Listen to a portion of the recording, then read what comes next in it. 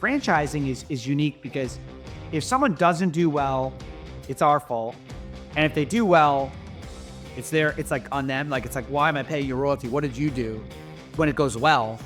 But it's interesting that one of the things I've learned, and again, I'm just being candid, is I have owners that bought, like my first franchise owner knew exactly what he was doing, right? Like it was like literally me and our VP of development at a dinner table, and we had no Z's, and he knew what he was doing.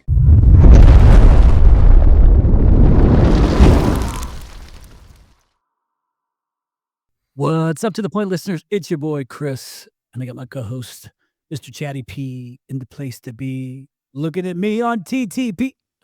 Told you I should have been a rapper. I could have been 23 Savage, not 22 because you already took that role. But 23 Savage, I feel like I could have been that. Yeah, absolutely. We would have made a hell of a duo. Yeah, I mean I don't know about hell of a, but like mediocre. Yeah. We could figure some things out. I mean, listen, the Beastie Boys could do it. We could do it. Purely. Well, okay, listen, a couple things I want to share on this episode before we jump into like the actual like good shit and important stuff. I wanted to give a quick update on some goals. I'm a big goal planner, man. I like to achieve goals, put all this stuff out there. And, I'm roughly just over a month into chasing down some of my goals. One of them was I wanted to learn Spanish, better Spanish, right? So I downloaded the Babbel app and I've been, taking these Spanish lessons and like learning some of the things. And, that way I can have more than like cerveza, baños, like I can have more of an intelligent conversation because in Mexico, a fair amount. So, I'd started to learn that a little bit. My progress is good, right? I've learned quite a few things, so I feel good. Like I'm checking the box. So far January, I'm good to go on that. But I took one giant leap for mankind, yesterday, Chad, and I enrolled in a class at Purdue. See how I tied that together there? Let's see that. Yeah. So, for those of you who don't know, I am a huge Purdue fan, but did not get to go to school there because they didn't want me as bad as I wanted them. So, in an effort to be alum, I took a graduate class. I signed up for it, and I should pass it with flying colors because it's digital marketing and analytics. I just want to see what they're teaching the kids these days, right? That are coming in, into the business. So I'm gonna see if I can actually make it through it. But I had my meeting with the administrator yesterday. Dude, I'm in. Starts February 21st. There you go. Pull her up. That's right. I'll put when you graduate. It's October. October. All right. Well, I'll put it on the calendar. We'll be up there to at the ceremony. I don't know that there is a ceremony. I think it's just we're gonna make one. We're gonna have one.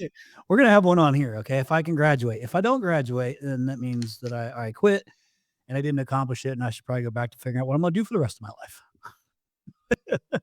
Okay, so that's a real story. I haven't told Anna yet, so she'll find out here shortly. The commitment's small. It's no big deal.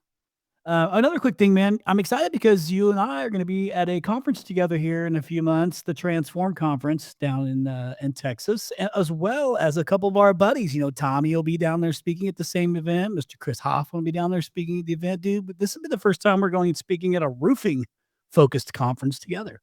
I know. I'm excited. Always good to talk to people in different trades and see what's going on and see what's working there that we can maybe pull over to what we're doing and vice versa. So yeah, I'm really excited. Get down into Dallas. What's that? Second week of April. So. April 14th through 16th is the residential side. Now he's doing a lot of stuff. He's starting to break in quite a bit to home services because some of the stuff is applicable, which is why we're all coming down there. You guys are coming down there as well. It's gonna be great. I got off a meeting with him too, and he's done a great job putting together a pretty good event. So I'm excited to go to it. So our guest is somebody that I met at the first franchise event I actually ever attended. And this was the Franchise Springboard Conference, and I don't remember where the hell it was now that I think about it. Dan, where were we? Where was that conference? Was it East Coast? Philadelphia. Okay. So it was in Philadelphia. Clearly memorable. But best thing that came from that event was, one, it was cool to kind of go and just watch how the franchise world, just to learn about the franchise world from a different perspective, like in it, and then learn what Z's and Zors are. We'll talk about that. Now Dan is in the franchise business. Been in the franchise business a long time, but hear me, this podcast is not about starting a franchise. Okay. Not about starting a franchise. It's just about his journey and a lot of things that he's done to build out his franchise, which is rapidly growing. That's applicable in really all businesses. So think general business, multi-location business, things like that. So, quick intro on my man Dan is he's a chief executive officer and co-founder of Voda Cleaning and Restoration. I know how important that part is to you, Dan. Founder and chief executive officer of the Franchise Playbook, co-host of the Franchise Founders Podcast, which is, dude, actually pretty good. I listened to it. It's you. You carry it though.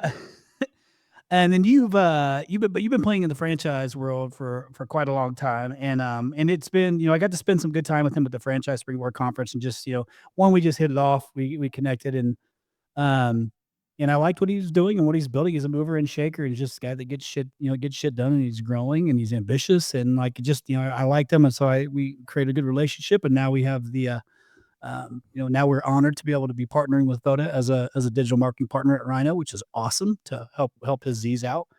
But I want to give a nice, hearty, warm welcome to my friend, Mr. Dan Claps. You like that song? You've never heard that before in your entire life, have you? At first, I didn't realize what was going on, and then I realized what he was saying. So I gotta start waking up to that as my alarm. Well, if you listen to the rest of the song, it's got some additional meaning to it. But for the purpose of this, it actually worked because, it's not clap, it's claps. Okay. But Dan, welcome, bro. I'm glad to have you on here finally. Well, thanks guys for having me. It's funny, little story. When we met, we hit it off. We were at some lobby bar at this conference, and whenever I go to network, I have two objectives. One, be nice to everyone, get to know everyone. You never know where things can go. And then two, build 1 to 2 deep relationships. I used to go to conferences trying to build 1 million, but now I try to build 1 to 2. What I thought was interesting is I didn't know anything about you. I didn't know you had this company. I happened to have been on the mission to find a marketing partner. But you're very humble. So you invite me to go out. I'm like, let's go out. We'll grab dinner. And then you say to me, you know what? Actually, this event I'm at, there is dinner. I said, okay, great. So I go to the event, and I realize the event is the main event, which also happens to be your event. And I just thought it was funny because I'm like, wait a minute, who the hell did I just meet? And, rest is history. But it goes to show, when you're networking, be nice to everyone, because you never know who you're networking with. Yeah. And actually, it was like the end of, I think, the party towards the end. It was a pretty great event, too. And we had sponsored it. And, but technically, it was just an event, Dan. It's just an event that we attended together. But it was great. We had a fun night that night, and we got to connect more. And he's built a great business, which is why he's on here. And I think Chad, you and Dan are pretty close in the same age. And it's just impressive, because you know how it is, Chad, building in multi-location, multi-services. And it's like there's a lot of moving parts to that business. I mean, in that franchise world, that's a whole different beast. Dan, how many actual Z's do you have now? Z's meaning franchisees. How many do you have now, or at least locations? Let's go with locations. We have 82 franchise partners in the system. Got it. Okay, that's a lot of people, a lot of leaders to lead, brother.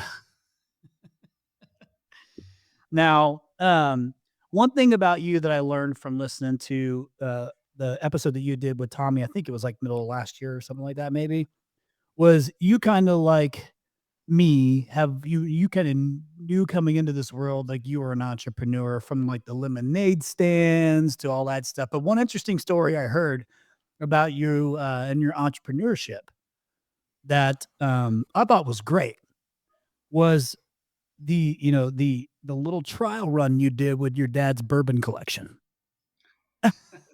on selling your dad's bourbon. Wait, and you were a teenager, right? Like, and you thought, hey, I think I could sell this bourbon. Like, maybe just share real quick with Chad. First off, anybody who knows me knows I am a bourbon collector. I have lots of really great bourbon. So when I heard your story, I cringed, and I've been wanting to know if you remember any of the actual bourbons that you sold, so that way I can feel your dad's pain. Oh man, I sold everything. The Bookers, the Maker's Mark. I had no idea. The story goes like this, Chad. So I've always been, probably similar to you. Like I've always had side hustles. When I was a kid, I had the lemonade stand, and then I would sell lacrosse balls to my teammate by, buying them in bulk. And when I was in high school, my dad, he was in business, and I guess in his corporate career had earned a lot of really nice bourbons, and they were down in the basement and they were dusty, and I guess I always thought he forgot about them. And they weren't any use to him, I thought.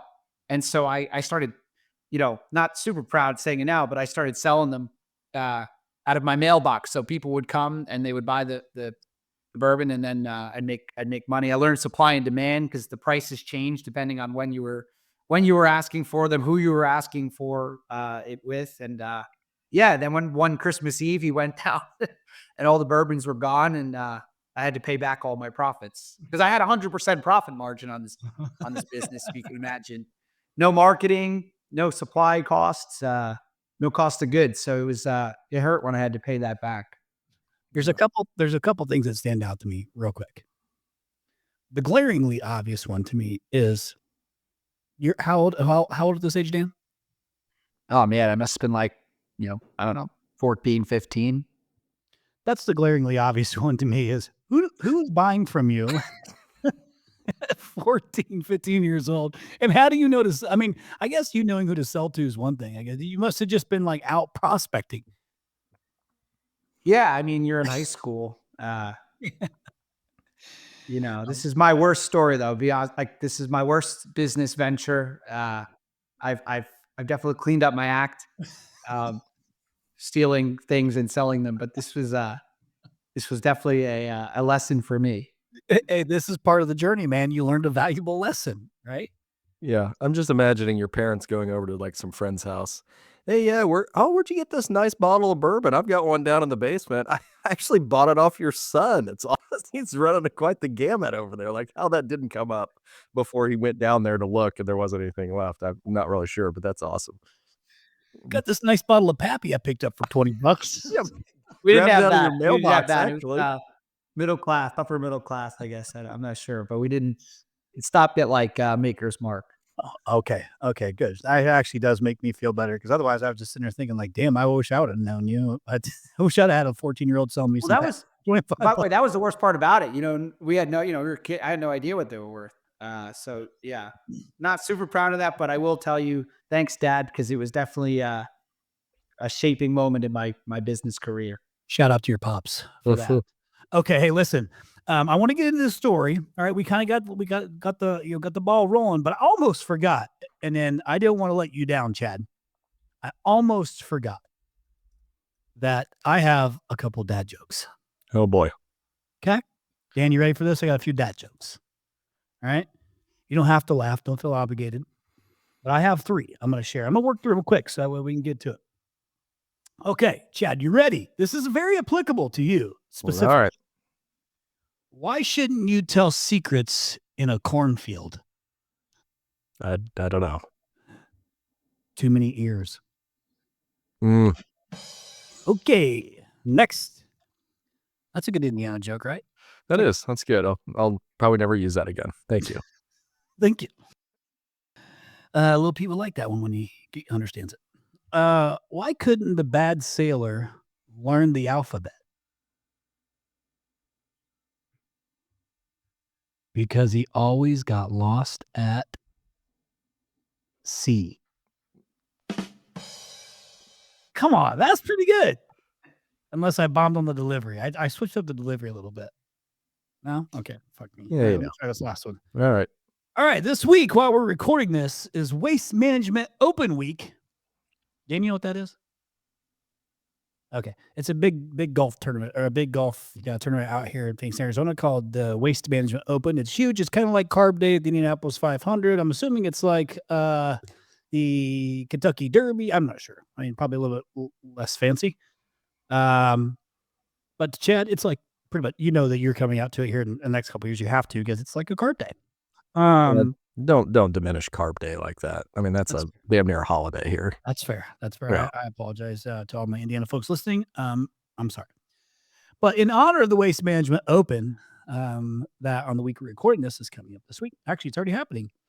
Why did the golfer bring two pairs of pants? Casey got a hole in one. Okay, listeners, thank you. Thank you for listening to my dad jokes. You know, some of you have actually used some of these dad jokes already. You know you have. Okay, so don't act like I'm just up here telling you jokes. You're using them, and you're welcome. And so are you, Chad. And Dan, guess what? Now you have a few in your bag of tricks too. Okay, let's get to the good shit. Hey, this guy, damn man, you have what? I can't remember exactly where it was, but it was like you got this award for being one of the fastest growing one of the fastest growing franchisors, or is it franchise in general? Um, and I don't know if it was like in the US or whatever it was, but the point is like you're building this thing and growing it fast. So you're doing some shit right. And not, you didn't, it's not just from me meeting you and liking you. It was actually like, hey, yeah, I do like you. I also understood the talent that you had and saw what you were building. And clearly somebody else has recognized the same thing. What was that? I wasn't like that long ago that I just read it. Well, thankfully we've won a variant amount of awards this year. It's funny, I don't think I've been there for any of them because at the time, and I happened to travel somewhere or something would change.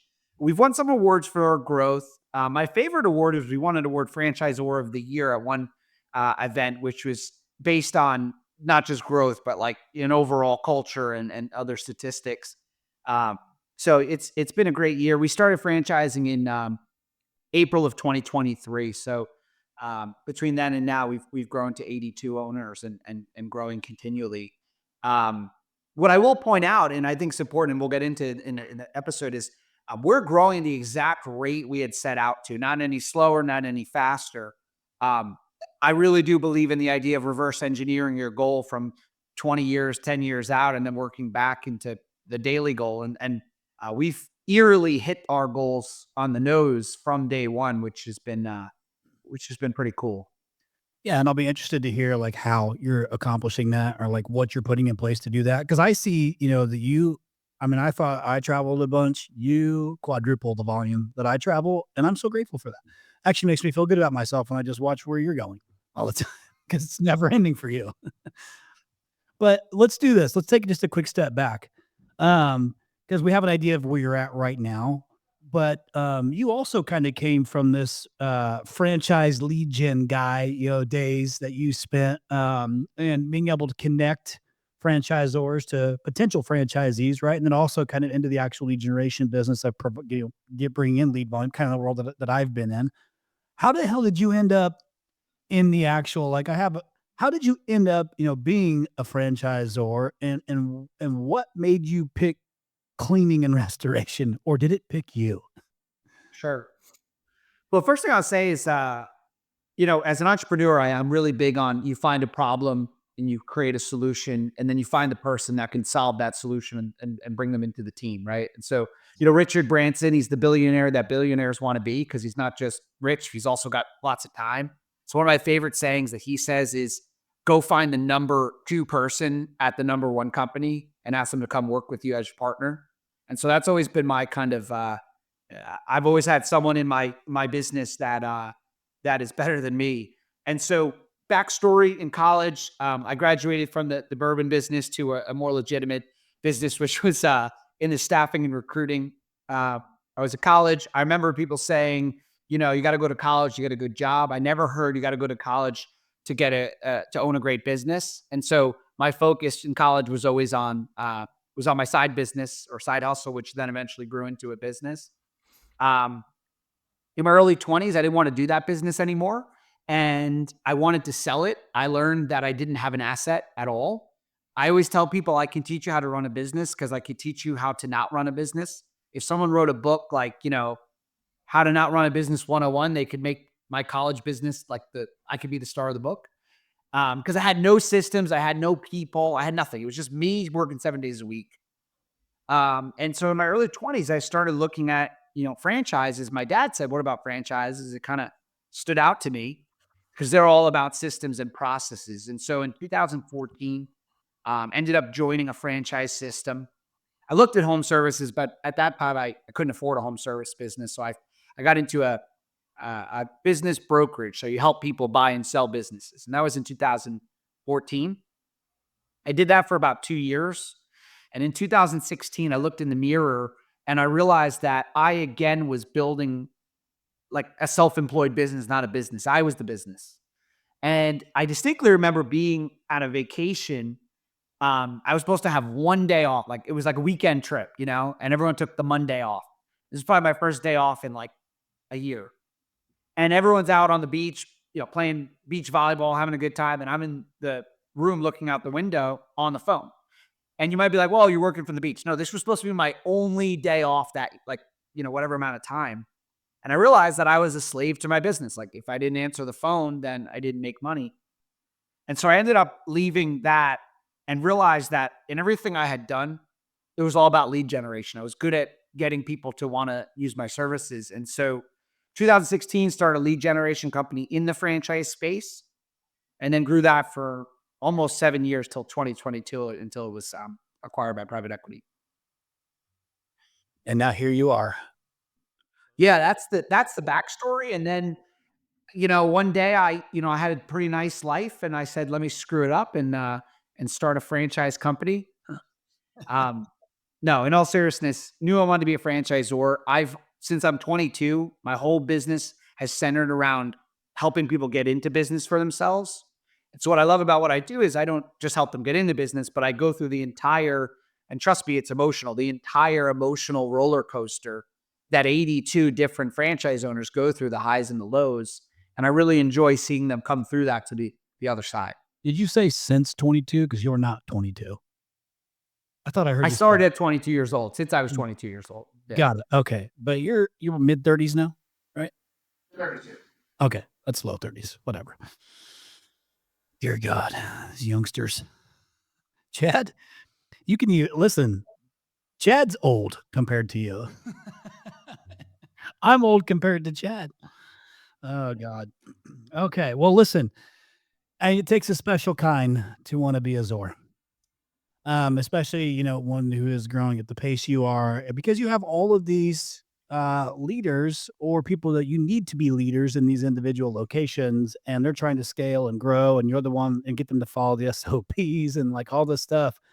And you're probably, in a constant firefighting position, I'm assuming, because there's lots of variables across all these different locations.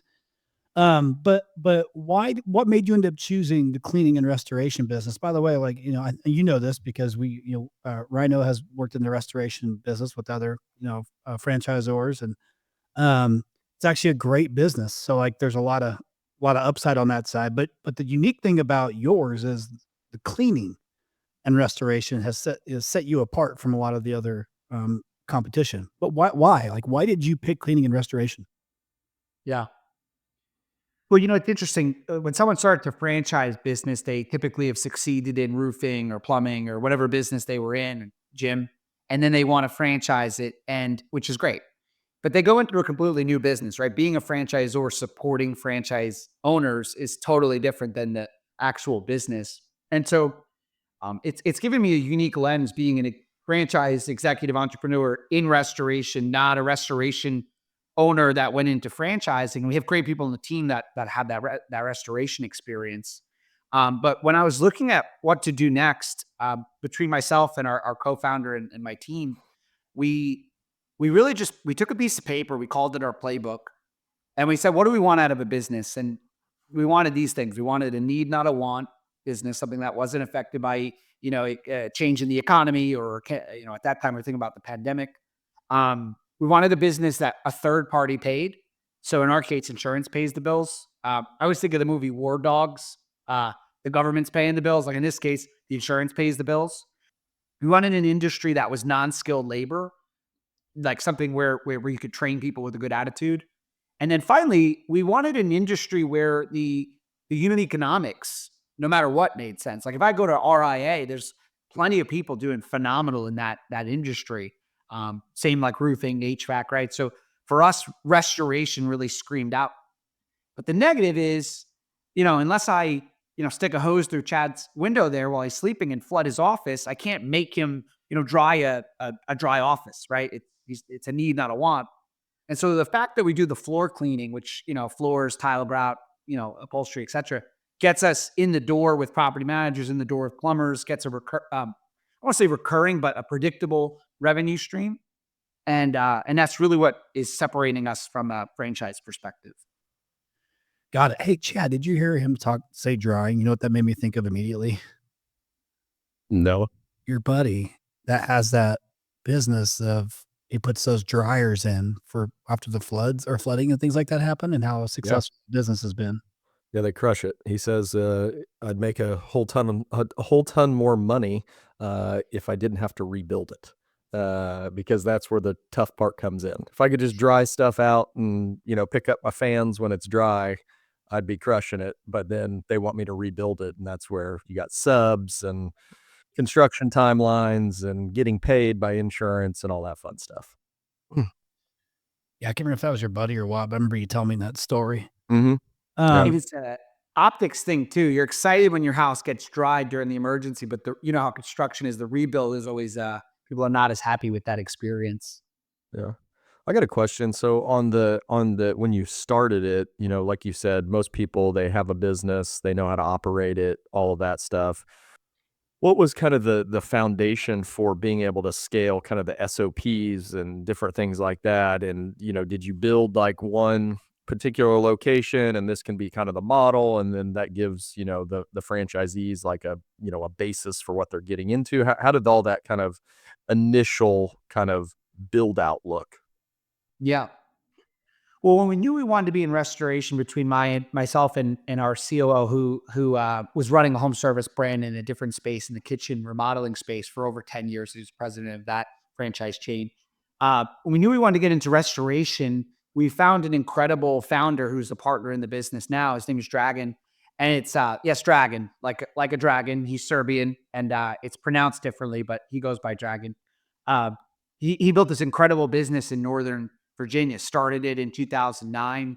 True American dream, moved here from Serbia, didn't speak any English in 2004, was a lifeguard, then a security guard, got married, started cleaning carpets, like literally himself, and just built this incredible, multi-million-dollar business in 15 years of trial and error.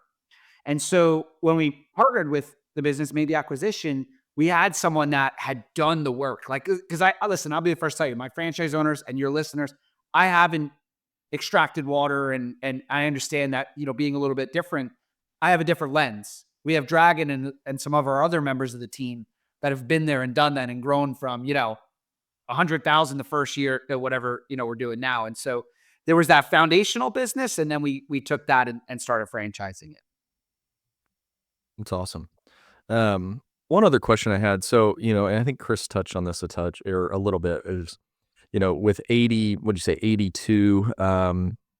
franchisees, how do you look? I think one question I get a lot is, we've got multi-locations, not nearly as many as that, but, I think the difficult part is, especially with a franchise model, you got all these process, procedure, kind of the culture that you want to, kind of exude from the brand and all of that stuff. How do you go, or how do you think about that? I know when people ask me, it's not so much like, how do you do it? There's a lot of elements of that, but like, how do you think about that as far as like, hey, this is the brand, this is what we want it to represent. Now, how do I get 82 people all across the country to do that? Yeah, it's challenging. Couple things I'll tell you. And I'm from New Jersey originally. I'm very direct. And people listen to this that don't know me. I'm sure my franchise owners will listen to this too. I just say what I mean, and I'll say it to anyone. If they're listening, I would tell them the same thing. It's challenging because when you first start, people buy in, and they're completely different than the people at 82 owners, right? The people coming in with 82 owners, there's a lot more of a track record. And I feel like they're a lot more willing to follow the process. Typically, the earlier owners, who, first of all, just to be clear, we wouldn't be anywhere without them. I love working with them. They're in a different position where they start with us, and we've had bumps. I mean, it'd be crazy to say we haven't had bumps, and we'll have more bumps. And so, you definitely have some scars because we learned together certain things. So, give you an example. Everyone could tell you that it's different, but it is true. Pricing changes in each market. You want to believe that the pricing is going to be able to be the same, but in Northern Virginia and another market, they are different. And so we had to learn those things together with our franchise owners and still have to learn it. To answer your question around brand consistency, the best answer I can give you is you try really hard to lean into training and you try really hard to lean into getting buy-in. I think maybe it's different when you're a 20-year-old system with thousands of locations, but when you're a younger system like this, I think it's difficult to say, well, Chad, you signed this agreement that you'd say you'd do it this way. I always say our business owners, they're franchise owners, and what does the bottom of their business card say? It says owner. They bought a business. They're not an employee. And so what we try really hard to do is say, like, look, this is the way we know works really well, or we believe works really well. We're going to try really hard to get you to believe in that too, but we're never going to make you do it. We're going to try to get you to buy into it. Does that make sense? Yeah. No, that makes total sense. I mean, and I think that's about the only way you can go about it. I think sometimes people feel like, well, if I go to multi-location, I've got to, be there every day and I've got to, do that. And that's not sustainable. And so I think that to your point, there's certain pillars that you lean into, whether that's training, here's the values, here's the brand, this is what we stand for.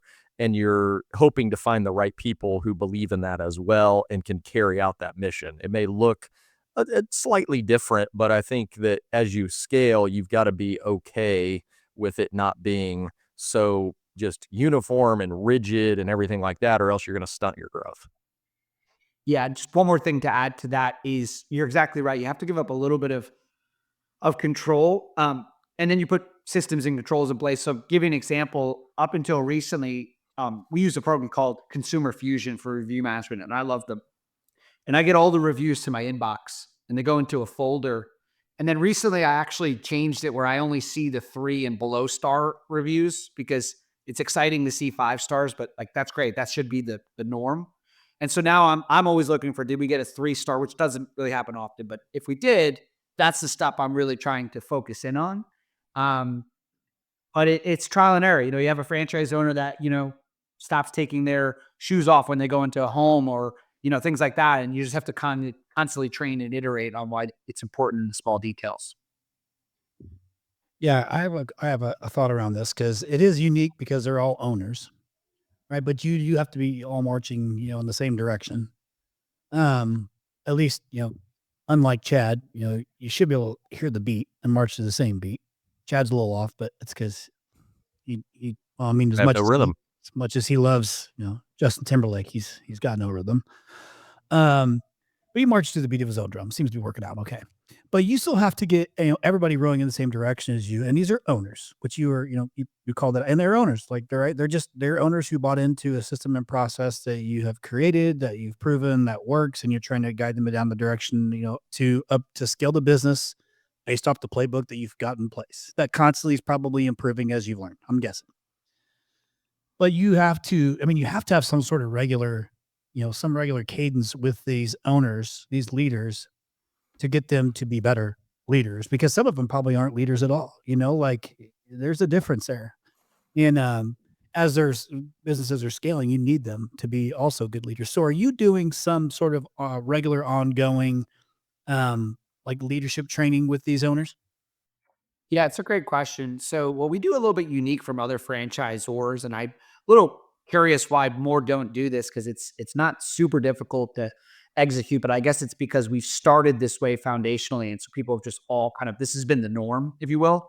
But as a system, we meet unless it's a Christmas or something, we meet every Tuesday, every Wednesday, and every Friday, once a day. And each day is a different topic. So Tuesdays is positive power, where we just go over wins and sales training and the basics over and over and over. We do a segment on Lead and Thrive every other week, which is all centered around building culture and leading people. Every Wednesday is just sales training for anyone that wants to join on a script, constantly, working rebuttals with breakout sessions, etc. And then every Friday is a system-wide call, like a town hall. And candidly, the reason we've been able to grow is that Friday call, because I'm big with the idea of quick to conflict. And a lot of those Friday calls are phenomenal. Sometimes they're not, right? If we have a big issue as we grow, they come right to head on those calls. And I'm not afraid to sit on that call and hear it, And so um, I think it's that camaraderie we have between those calls, those very frequent cadences, as well as our conferences together. And then we're constantly communicating through Microsoft Teams. Like the whole system is on one channel. And there's just constant like reminders and things like that going on every day. Yeah, I think I'll add to that because I know that we started my COO does a town hall at once a month with all the field professionals.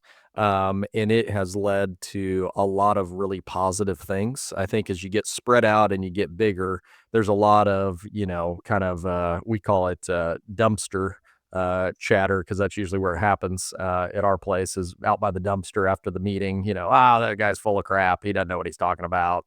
Can you believe this? And I think it's just giving people a forum to, one, everything's not criticism. A lot of the times it's just misunderstanding of like, oh, well, I didn't even realize we had that. Or, well, I can't believe this policy. Well, no, it's actually not like that. Like you actually use it like, oh, okay, well, that's good. But it takes kind of that one voice to kind of clear up those things where a lot of times you just let all of these issues, fester, and people are complaining about things that aren't even true. I completely agree. And just feeling heard too, right? Is big. Like you just want to feel heard and get buy-in. I mean, that's how you do it. To me, where do you lose the most continuity? I think it's in the sales encounters. I think it's in the sales presentations. And so not to like shamelessly plug them, but I see Rilla as a sponsor and on here. I mean, I just invested, 100 licenses with Rilla on Friday night. And by the way, those guys, you want to learn selling, they're great at selling. Like they made sure to get me signed. And I mean that in a good way, like in a compliment. Like they take their own preaching and they use it. But I think that's a big part. Like we're trying to roll that out now. But I will tell you what I learned about Rilla that's really clicked for me. If you gave me a scientific calculator and asked me to do calculus, I can't just do calculus because you gave me a calculator, right? It's a tool. Rilla, I think I first looked at Rilla as like the trainer, and I've come to realize that it's just the tool for my team to train on. But we're really trying to get to the point where, and I don't know if I'll ever accomplish this, but every sales interaction is very similar around like what we say and how we deal with objections. That's something we're trying to get more consistent with. Okay, I have a question. I'm going to take you back for a minute. So your very first location was where? Texas, in Dallas, Texas. Dallas, Texas. Okay. So two-parter. One, how long was it before you brought on your second Z? Yeah, we did something unique. Our first two Zs were neighboring to each other. So our first two franchise owners were in Dallas, and actually we built out Texas. We had 7 owners in Texas before we really expanded. And people don't know that part of the story. We had, a lot going on in that market first. I will share something. It's interesting. Franchising is unique because if someone doesn't do well, it's our fault. And if they do well, it's like on them. Like, it's like, why am I paying you royalty? What did you do? When it goes well. But it's interesting that one of the things I've learned, and again, I'm just being candid, is I have owners that bought, like my first franchise owner knew exactly what he was doing, right? Like it was like literally me and our VP of development at a dinner table, and we had no Z's, and he knew what he was doing. And then as I went a little bit further, I have had owners that, I mean, again, our systems are phenomenal, and they've come beyond what you can imagine from when we first started. But I did have some owners that were like, I don't know, they were like the 10th franchise owner, and they're like, where's the national accounts? And I'm like, you met me in a diner. Like, you know what I mean? Like, it was clear that we're growing, and where we're going is substantial. But we started in Texas. We worked with that franchise owner. And by the way, the franchise owners that get into a system, any system under, 50 owners, let's say, those are true entrepreneurs. They're true pioneers. And what I'll leave you with is all of our relationships have been working together, understanding that it's not going to be perfect and that we're going to grow through it together, just like you guys have done in your businesses. Yeah, I think what I was, I mean, that all makes sense. I think what I was hoping to get from that is, when you have your first, 10 Z's, and now you get to this next batch of 20 owners, like, are you learning shit like immediately in this thing that you're making, like major shifts, little shifts? Like, what's your, theory on, like, you probably caught some things that you had to fix, and you can't do all the shit at the same time. So you probably had to like plan, you had to plan, about how was that process from, your first one or two or whatever to like the next batch of owners? So I have 82 really smart people in this system. I'm going to ask you a question to answer your question. If you had 82 really smart people working on a problem together, rowing in the same direction for a year, we had 8 really smart people working on the problem. Which one do you think would solve the problem better and faster? 82 or 8? 8. You think so? I do. Mainly because that's a lot of Chiefs. If I have 82 Chiefs versus 8 Chiefs, I feel like they can get to an answer faster. Fair enough, Chiefs. But my mindset is with 82 owners, like we're working through problems at a rapid pace because it's 82 people all working together to figure out what's working, what's not working, and growing. And so I found that is the number one thing, because the other thing is, like, if you're a franchise owner, and I completely understand this, you're not always going to listen to the franchise company. A lot of times you're going to listen to your fellow franchise owners. And so we found that community that we've built, they work together to help each other too. And it's not just like corporate franchisor. It's, hey, I'm a peer. I've been in the same position as you 6 months ago, and here's what I would have done differently. And that is kind of growing exponentially as we grow. Yeah, that I think makes go sense. ahead. No, go ahead. Oh, I was just going to ask, I get asked this question a lot, and I think it's something that we battle through, and we've had different strategies at different levels. What from a franchisor perspective have you kind of centralized? Like, hey, we can gain some bandwidth if we do this centrally versus maybe not. And then also kind of the second part of that, are there things that you may have thought at first we need to decentralize and then brought them back in after you is there an example of that? I know we have some where we were like, oh, this is better. Is that one of your questions? Sorry there, buddy. I'm going to take it. But yeah, just kind of maybe just kind of your thoughts around kind of what to centralize, when to centralize. Has any of that changed over time? Great question, Chad. Great question. Yeah, it's a great question. I mean, obviously, like, technology around the CRM and project management, et cetera, that is all, it's important to be centralized. Our call center is centralized to a degree. Something we shifted was, there are owners that want to answer the phone themselves or hire someone on their team to do it. And while I don't think an owner should answer the phone, I do understand the desire to when you first start. And so we do have flexibility. And we have varying different versions of that. So it's like, listen, if you want to have you and your team answer, but if you don't in the first, 2 rings, let's have it go to the call center. Or some people are fully on the call center. There's these varying versions. I think that's been a good move. So centralized to partly centralized is what we did there. I think the marketing is a really good one.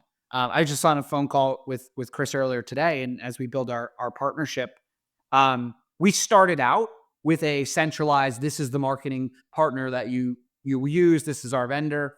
And we found that is not the way to do it. It's great from an economy of scale perspective and I'm working with the partner, but the challenge with it is kind of twofold. One, I know if I was in a franchise, I don't want to have only one option. I would like to have multiple options. And so we really like giving multiple options. But not a buffet of options, 3, 4 options that all make sense, and then let the data tell us which one works best. We have had experiences where we had one vendor, and I remember getting on the phone with one vendor saying, it's supposed to be that we get special treatment because of the size that we are. I feel like you guys are treating us like low on the totem pole because they have to use you. And we were getting less service than other companies. And so I've really become big on this idea of 2 or 3 vendors in each area. I think of the movie Whiplash. I don't know if you've seen it. It's like the drummer, the guy's always yelling at him. Or in sports, you got to, second string. I think it's important to have that degree of competition between our partners. Yeah, I think that's part of your responsibility though, right? Because I mean, that's part of what they're buying into is you are vetting that process and those partners for them. So, and you can only fuck that up so many times before they don't believe you anymore, right? Like you lose that trust. Exactly what we were just talking about earlier. Because I'm also a fan of being an option and earning it. I told you that. Basically have to do that forever at this point. So, I'm yeah, sorry. I don't mean to. what? I Well, had go. too many energy drinks, but I'll just to add on that, one more point, like on the marketing side, one of the things I'm challenged with is no matter what the expectations on marketing, if you've never owned a business, it's hard to kind of wrap your head around that. Like, it's not always the lead's fault that leads aren't converting. Like, I was just talking to a franchise owner in a different system on the weekend, and I was pretty fascinated because he's a friend of mine and he's super, super successful. And we were talking about like LSA ads. And he's like, I need a different, and if you're listening, sorry, man, I'm calling you out here. But uh, he was like, I need a different LSA provider. And I was talking to him why. And because there's not much you could do with LSA. You know what I mean? There's only so much you can change. And we've realized that I was like, dude, like your guys aren't answering the phones. Like that's why LSA is not working. It's not the vendor. And so there's a lot of that we have to do. That's what I love about Rhino, because you guys have all the call recording metrics. But that's a big part of our job is the education on expectations. Chad, did I cut you off? I thought you were going to say something earlier. No, I mean, I think he's exactly right. I mean, we've talked about this umpteen dozen times over the last couple of months is, it's not always marketing's fault. A lot of it, they can get the phone to ring, but what do you do? There's a lot of steps. There's a lot more steps after the phone rings to making sure that you get an ROI on that call. Hey, I want to pivot real quick because we're getting close to this last topic around recruiting for your Z's or how you help recruit for your Z's as they scale and they grow. Because you were in that game, it was just recruiting is in a lot of ways. I've also always thought of it's kind of like sales, right? Like you're trying to go out and find, and sell someone on coming to work for the best talent and sell someone to come and work for your business or a location. And I've never been in recruiting, but that's the way I envision it going. But, as this thing scales, also a box you got to check is helping them find good talent, and you want that as the franchisor. But like, what are you doing to help these guys, find the talent to help grow these things? Like, is there some sort of process you have in place for them? And then do they have any ownership in it? Are you running, you and your team at Voda, on the executive level, running all that stuff? Or what are you guys doing to help them, find good talent? Yeah, it's a great question. We have a program called Talent Scout to help find people. At the end of the day, who they hire and what they pay and all those things are completely on the owner, because there are actually joint employer laws in franchising that don't allow us to get too involved in the hiring. What I would tell you, my biggest challenge with this is, and you guys know this from your years in business, is hiring people is not checking a box. You're not hiring someone to check the box. You're hiring the right people. And a lot of our owners are fast to hire and slow to fire. And, the opposite of that, old saying. So I'm always challenged by that because, man, I can't tell you, I hate letting people go. And I've to a fault had people for way longer than I should. And if there's anything I've learned after 10 years, I finally, still struggling with it, I've learned to make those changes. And so I know it's not really answering your question, but the recruiting side's challenging because, at the end of the day, you could take your time hiring people. You don't really know until they come into the system, into your company. And I wish I could get owners to make those changes a little bit faster when they know it's the wrong person. That's something we're trying to figure out. But as far as recruiting, we definitely have the ads, the way that we know will work, and the comp models that we suggest doing. I'm really big on giving equity out if they're able to, if the owner's willing to do some type of phantom equity to their key holders. But we have a whole program to help them with that. Yeah, phantom equity is interesting. I mean, because I remember we kicked that whole idea around with key leadership. Phantom equity is definitely different than equity. But there's Yeah, I see what you're trying to do there. You're trying to get like, and we're not talking like, we're talking like talent, like somebody who's a leader in this business come in. So you're having those conversations with somebody who can actually impact the business. That's what you're talking about. Yeah, like you've got this great business development, person in your town that's, working for another company in restoration and cleaning or something, and you want to bring them in. Well, why would they come work for your brand new business if they don't have upside? They're taking a risk. They should get upside. When we started Voda, I did the same thing. My leadership team, we're all, have a stake in the company. And I don't know, man. To me, a lot of people that get into Voda, like they've done well. They're not just doing this to make money. They also want to, enjoy what they're doing. And I think working with people that actually, care about your business because they actually have a stake in it is just a hell of a lot more fun. And if you do it from the beginning, it's not always perfect. But I know for me, like my team, like the fact that we did this thing together when everyone doubted us between my COO and CMO and VP of development and the founder, there's this camaraderie that we have that I don't think I'll ever find again because we built it from the ground up. There's just something special about that. Yeah, man, I agree. And like, this is not for the weak. It is a hard thing to do to build these things. And like I said, with you, with the thing that's most interesting to me about you and just franchising in general or franchisors in general is just leading these owners. Like I mean, listen, it takes a special person, someone who really, cares, about, these individuals and willing to help them, which is why you're all over the place all the time. Like I commend you, like you are who you say you are. Like I see you flying all over the place and doing all these things. So like you're walking the walk. I don't think I have any. I mean, we're kind of at the top of the hour. I told you guys I would be done by then, but I had a couple other questions here, but these are gonna have longer answers to them. But these are things that I want to just have a little conversation with you about maybe while you're out at a Rhino X. 'Cause I'm excited you're coming to your first Rhino X, Dan. And you are going to have quite a good time. I just shared with Chad earlier today who the entertainment is because I knew he'd be like, falling out of a seat, just in awe of who the concerts are. Concerts. Yeah, already got the playlist rocking, so Yeah. watch out. Yeah, Rhino X playlist. I should be creating one of those and sharing it. And I just thought about that. Let's make note of that, team. All right, let's create a Rhino X playlist. We will be revealing the artists ahead of time. I originally was going to keep it a secret the entire time, but I can't. So I'll be revealing it. But Dan, listen, man, like I know that you are still just kind of like in a lot of ways just getting rolling with this thing, and you're doing a hell of a job, dude. And I think you're a good human being. If you guys can tell a little bit, he's a good dude, genuinely cares about growing this thing the right way, not just building this thing to make money. Sharp guy. Like we didn't even get to half the shit that we could have talked about in here to kind of, share some of your talent and your knowledge.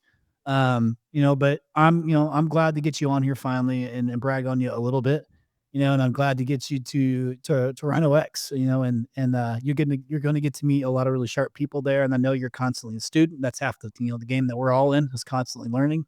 You're going to learn some shit from some really exceptional, contractors that have been doing it a long time in there that I know you'll take back and implement in the business.